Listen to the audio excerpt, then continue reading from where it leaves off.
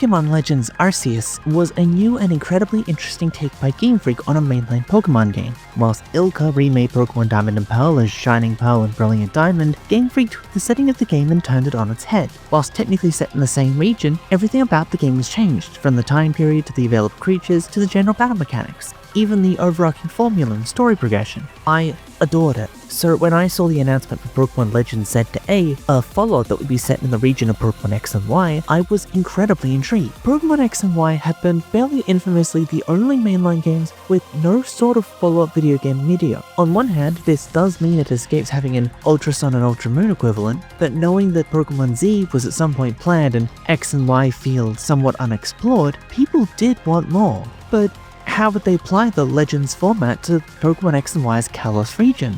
In a manner I did not see coming, is for sure.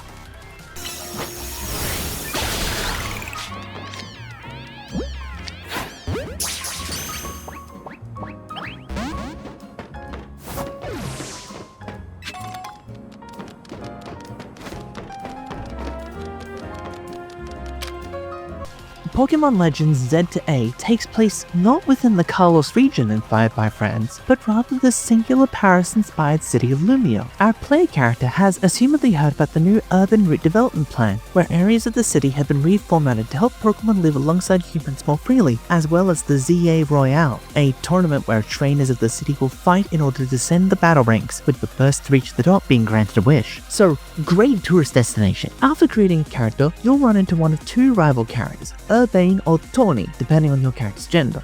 They will accost you in order to promote a hotel they work for, and then assist you when they realize your bag has been stolen whilst they were distracting you. One chase sequence later, you're roped into a Pokemon battle, and your rival will offer you one of their Pokemon to assist you with getting your bag back, thus becoming your starter Pokemon. But not before you get roped into the Z-A Royale, a little bit unprepared. One quick escape from Battle Zone later, and your rival will invite you to stay at Hotel Z. This cozy old hotel, owned by the gentle 15-foot giant AZ and his little partner Pokemon Floette, is also the base of Team MZ, a small group of young adults led by your rival, who also run the hotel. Whilst your rival is also looking for someone, Leader is a dancer in training who dropped out of college, and Naveen is a fashionista who has left home because his mother threw out his sewing kit. Whilst running the hotel, which is quite easy due to how few guests they get, they also partake in the Z-A Battle Royale with a particular goal in mind, so why not join them? But this wouldn't be a Pokemon game without a collectible sub-objective. The Professor Sycamore is out, and in his place is Mabel, a former member of Pokemon X and Y's antagonistic group Team Flare. She is his new assistant, and as part of some sort of less evil Operation Paperclip adjacent scheme to reintegrate Team Flare back into society.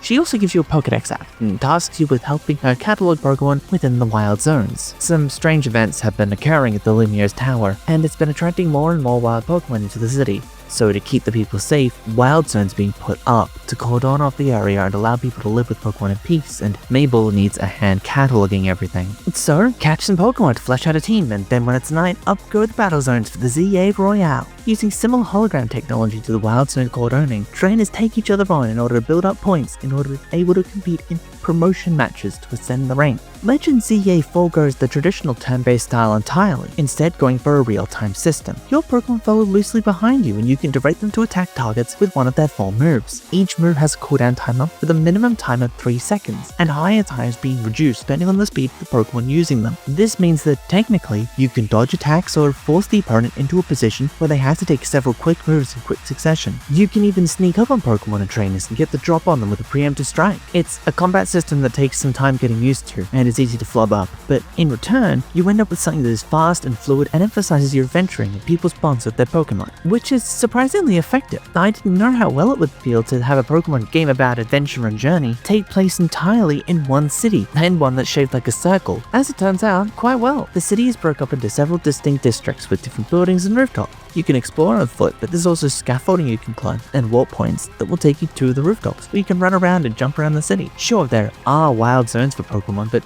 finding mons tucked away in alleyways and on rooftops is also quite satisfying. Adopting the Legends Arceus style of capturing helps too, allowing you to focus on your own personal movement to sneak up and nab Pokemon on the streets without needing to engage in fight transition. You can even bring out your partner Pokemon at any time and dash across the city with them. This is encouraged, as the city is covered in weird rocks that you can break. A side effect of the overabundance of Mega Energy in story, a follow-up mechanic to just breaking rocks for resources in Legends Arceus. You can exchange the shards of these rocks for XP items and various Megastones, special rocks for allowing certain Pokemon to Mega Evolve and go further beyond to attain a temporary evolution power-up, which was the core gimmick in Pokemon X and Y. This time, there are 26 more of these Mega Evolutions, before counting ones added in the DLC. Getting one from my first starter line, Meganium, and some of my favorites like Skarmory and Electros is a treat, and I'm really happy with the designs. I just wish Electros had Fertate. And speaking of Mega Evolution, this was supposed to be a powerful reflection of the bond between trainer and Pokemon, but your good pals at Team MZ have another goal. There have been cases of Pokemon being forced to Mega Evolve alone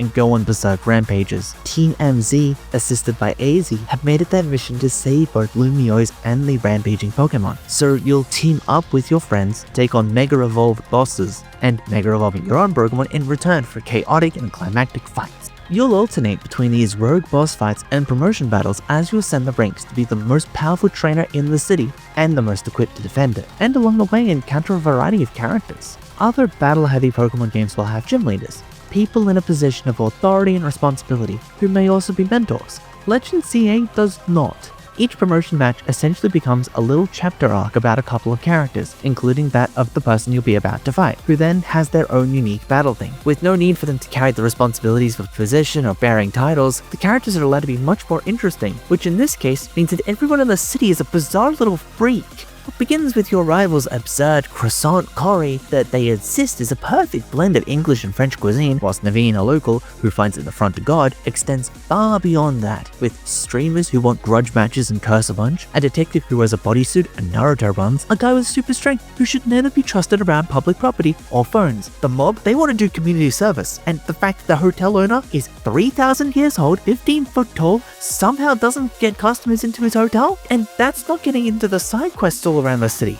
You break a guy out of a cocoon, you get accosted by the police for being in possession of a slime dragon. You read up a bunch of insects in a museum, you actually get into someone's relationship drama. Lumiose City is full of vibrant, whimsical chaos. And I would probably end up being catalogued as one of those weirdos too. You can swap Pokemon out and around so freely. I ended up running 5 different teams and spent absurd amounts of time not dealing with any of the time-sensitive matters because I was too busy buying new outfits and taking literally hundreds of photos with my Pokemon on rooftops. Lumiose City is just a really fun place to be. It oozes character. I would have liked it a little bit more if some characters, namely the Corporation Quasartico Inc. or the Mayor, were a bit more directly villainous, or the benches weren't an example of hostile architecture. But at that point, I have to be nitpicking. My biggest faults with the game are really a lack of voice acting. Even with the sort of fictitious Animal Crossing / Splatoon language, that could do wonders. And the skirts are like half shorts hybrid. But after Scarlet and Violet's mess, I'm impressed. I can't even fault the performance, at least on Twitch too. Pokemon running at 60 FPS? That's insane and a treat. Pokémon Legends Z-A is practically everything I wanted out of the game and a brilliant follow-up to Pokémon Legends Arceus. It's an off-formula adventure that heavily expands upon a familiar place. It crafts a vibrant and complete world out of just a single town and adapts Pokémon into a real-time combat system tremendously. Just one question remains. How that TLC fare? Pokémon Legends Z-A gets a 9 out of 10. Thank you guys so much for watching. Noisy Pixels Group dedicated to bringing you guys the best news, review, previews, and more. Please stick around by following the channel and ringing the bell to stay updated on other future content. You probably aren't seeing this for the first time, but you know, if you do, make sure to check out our newsletter, our Patreon, and literally everything else we do. We do so much. Azari does the news. I don't watch it. This is entirely my own problem, and you should not be like me. But anyway, after that really awkward shill, what is your favorite Mega Evolution? We've seen a bunch of them in this video, probably. I've got at least a few of them, but you've probably already been spoiled on them yourself, or you played Pokemon X and Y and you have some that you already really like. Honestly, I don't know how you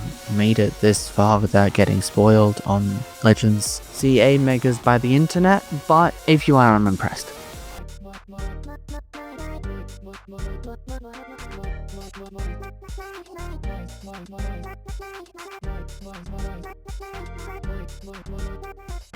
Noisy Pixel.